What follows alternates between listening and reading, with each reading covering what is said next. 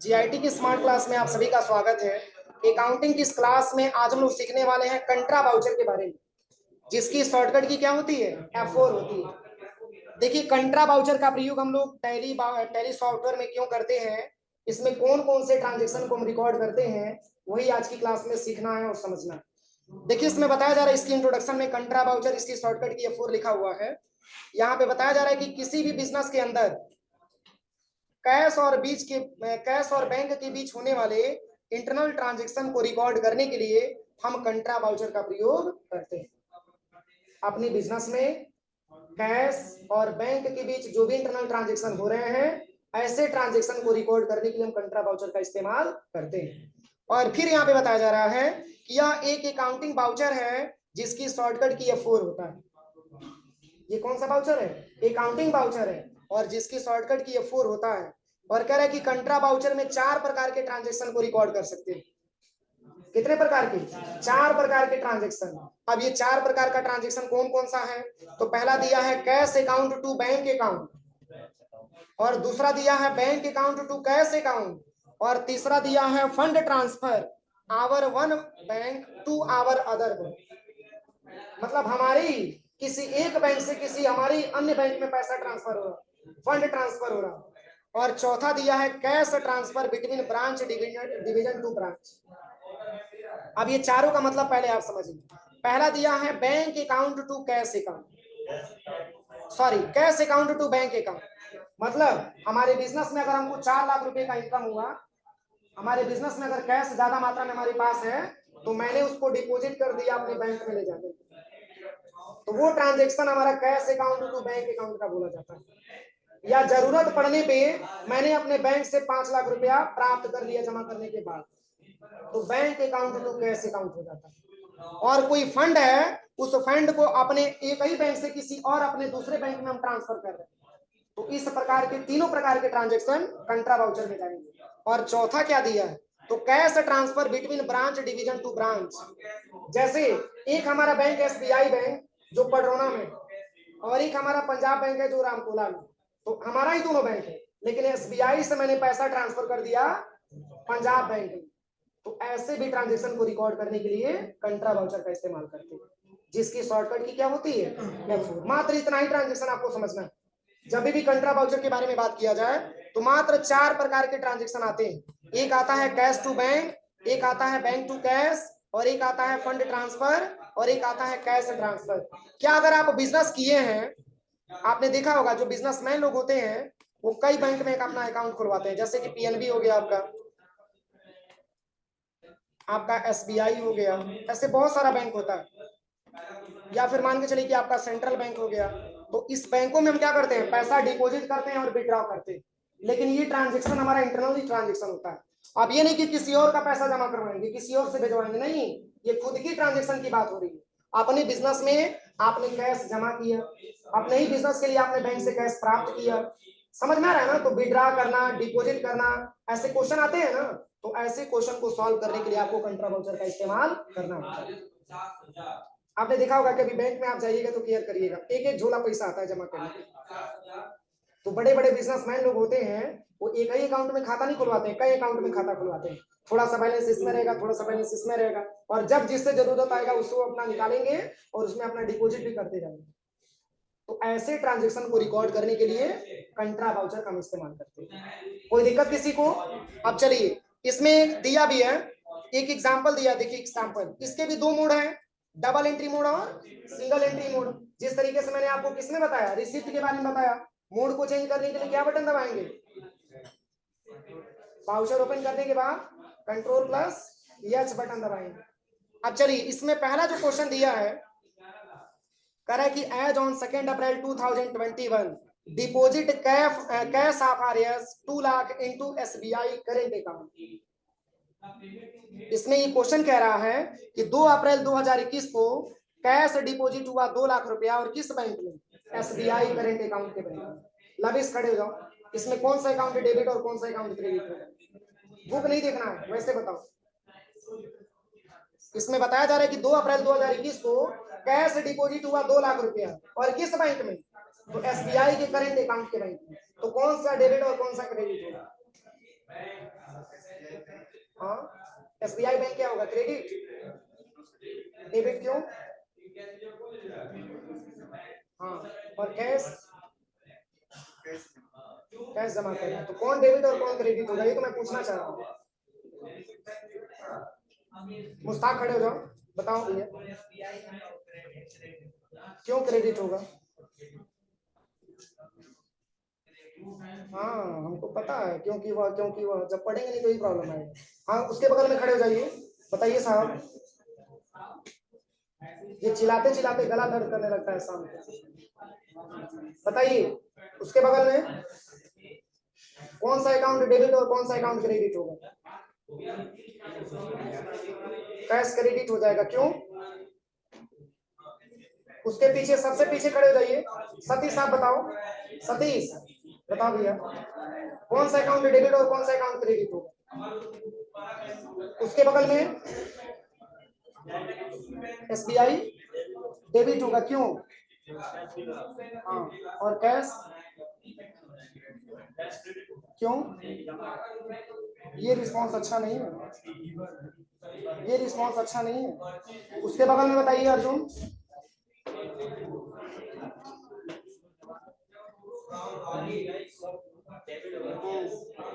तो यही तो रीजन जानना है कि डेबिट होगा तो कैसे और क्रेडिट होगा तो कैसे।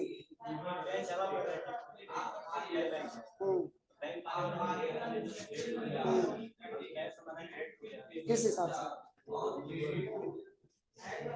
बैठ जाइए, सब लोग बैठ जाइए, टाइम ज्यादा हो गया है, नहीं तो मैं पूछता बहुत ज्यादा है। अब इस क्वेश्चन को हम होल्ड करेंगे, अभी बताएंगे नहीं, एक दो ट्रांजेक्शन बताएंगे। देखिए इसमें दो ट्रांजेक्शन, इसमें दो क्वेश्चन आपके बन रहे हैं, इसमें दो अकाउंट आपके क्रिएट हो रहे हैं। जब डिपॉजिट करेंगे तो कैश हमारे व्यापार में आएगा कि जाएगा? जाएगा। और कैश आता है रियल अकाउंट के अंतर्गत। तो जब हमारे व्यापार से जा रहा है तो रियल अकाउंट के अंतर्गत ये बताया गया है कि जो धन वस्तु व्यापार से जाए उसको हम करते हैं क्रेडिट। तो सर इसलिए हम बोल सकते हैं कि सर कैश अकाउंट चूंकि हमारे व्यापार से जा रहा है और रियल अकाउंट के अंतर्गत आता है, इसलिए रियल अकाउंट के हिसाब से इसको हम क्रेडिट करेंगे।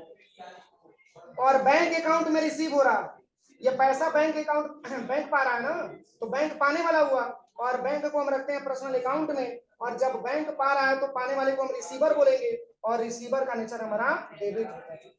बस एक ही शब्दों में बोल देना। और मैंने पढ़ाया भी था जब रिसिप्ट एंट्री स्टार्ट किया था। बताइए फिर भी आप नहीं पढ़ करके आइए और फिर भी कहिए कि लैब में दिक्कत आ रही है, तो मेरी दिक्कत है, थोड़ा सा मेहनत तो आपको करना पड़ेगा ना। बताइए मैंने अभी आपको बताया है कि मात्र आपको दो ही चीज पकड़ना है कि किसको डेबिट करना है, किसको क्रेडिट करना है। जब इतना ही नहीं समझ में आएगा तो ट्रांजेक्शन क्या हो पाएगा? कभी नहीं हो पाएगा ट्रांजेक्शन, कभी जिंदगी में नहीं हो पाएगी। इसलिए थोड़ा सा अगर मजबूत बनना है तो आपसे भी टाइम है कि टाइप्स ऑफ अकाउंट पढ़ लीजिए, क्योंकि इसमें पूरा रूल जब तक इसके स्टार्ट भी किया था मैंने तो बताया था कि किसी भी वाउचर की एंट्री करने से पहले हमको गोल्डन रूल्स ऑफ अकाउंटेंसी का ध्यान देना है, क्योंकि जब तक यही क्लियर नहीं होगा उसी में कंफ्यूजन बना रहेगा कि डेबिट होगा तो कैसे, क्रेडिट होगा तो कैसे, क्यों डेबिट होगा, क्यों क्रेडिट होगा, नहीं हो पाएगा। समझ में आ रहा है ना? थोड़ा सा लगना पड़ेगा तभी हो पाएगा। तो चलिए यहाँ पे हमने देखा कि कैश हमारे व्यापार से जा रहा है, क्योंकि डिपॉजिट करेंगे तो कैश हमारे व्यापार से जाएगा, तो कैश का बैलेंस हमारा इंक्रीज होगा कि डिक्रीज होगा? हाँ, क्या होगा? डिक्रीज होगा। क्यों? क्योंकि डिपॉजिट की बात आ रही है। वही अगर विड्रॉ की बात आती तब हमारा कैश इंक्रीज होगा। तो चूंकि अगर डिपॉजिट कर रहे हैं कैश 2 लाख रुपया, तो ये पाने वाला कौन है? SBI current account. और एसबीआई करंट अकाउंट अगर पा रहा है तो उसका नेचर हमारा डेबिट का हो जाएगा, क्योंकि एसबीआई करंट अकाउंट को मैंने रखा है पर्सनल अकाउंट में, और पर्सनल अकाउंट के रूल से हम उसको रिसीवर बोलते हैं, और रिसीवर का मतलब होता है पाने वाला, और पाने वाले का नेचर हमारा डेबिट होता है। तो एक चीज और भी समझिएगा, जब हम जमा करने जाते हैं पैसा तो उसमें पूछता है कि कौन 100 रुपए का नोट आप कितना जमा कर रहे हैं, उसमें नोटों की संख्या भी आपको भरना होता है।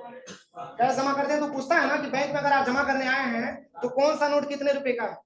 तो चलिए इस ट्रांजेक्शन को हम रिकॉर्ड कैसे करेंगे, तो चलिए यहाँ पे मैं बता रहा हूँ। सबसे पहले आपको देखिए, सबसे पहले तो आप ट्रांजेक्शन पे आ जाइएगा यहाँ से, और यहाँ से आपको आ जाना है वाउचर पे, और क्या दबाना है?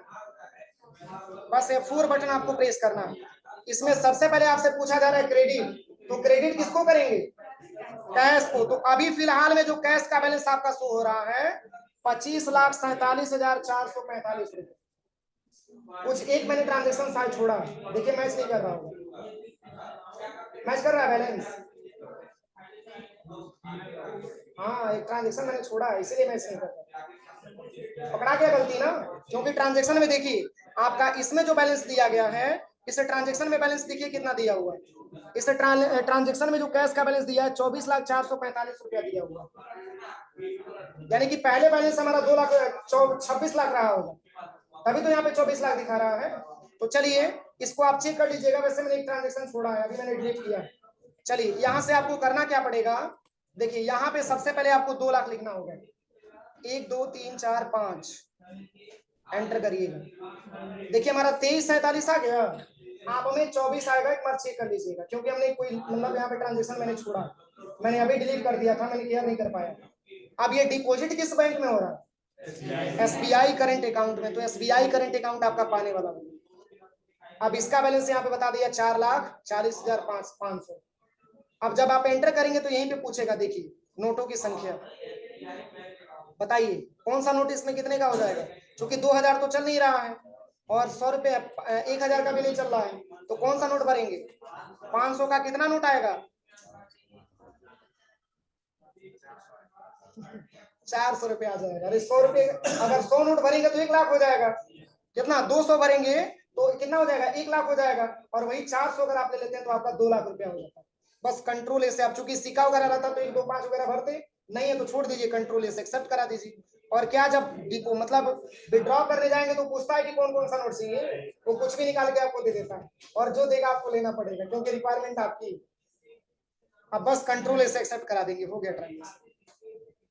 पहले ये चेक करिए कि हमारा रिसिप्ट में ट्रांजेक्शन कौन सा छूटा हुआ है। चलिए डिस्प्ले डेबुक पे आ जाइए, कौन सा ट्रांजेक्शन छूटा है?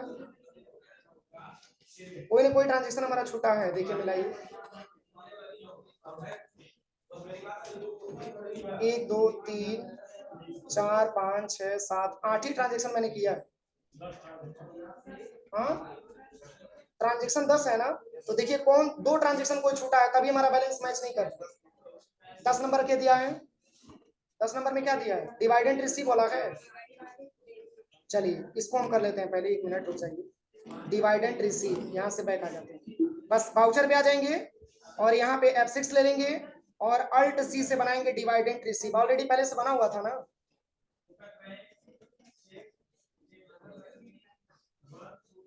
डिवाइड एंड रिसीव का मैंने बनाया था, नहीं बनाया था, ठीक है बना दे रहे हैं। डिवाइड एंड रिसीव स्पेलिंग सही है?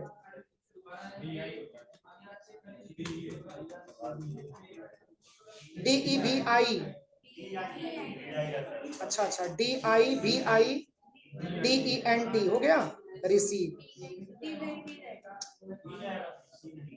अब सही है, receive, divide and receive. Enter करेंगे, किसके अंतर्गत आएगा? इनडायरेक्ट इनकम के अंतर्गत आ जाएगा। यहाँ पे इनडायरेक्ट इनकम को सिलेक्शन करेंगे। नॉट एप्लीकेबल, नॉट एप्लीकेबल, इसको भी नॉट एप्लीकेबल करेंगे। बस यहाँ पे एंटर करेंगे। इसका बैलेंस कितना दिया है? 1500, 5500 एंटर करेंगे। अब क्या रिसीव हो रहा है? कैश कैश, तो यहाँ पे कैश दिखा देंगे। अगला क्या ट्रांजेक्शन छूटा है? 9 नंबर वाला क्या है?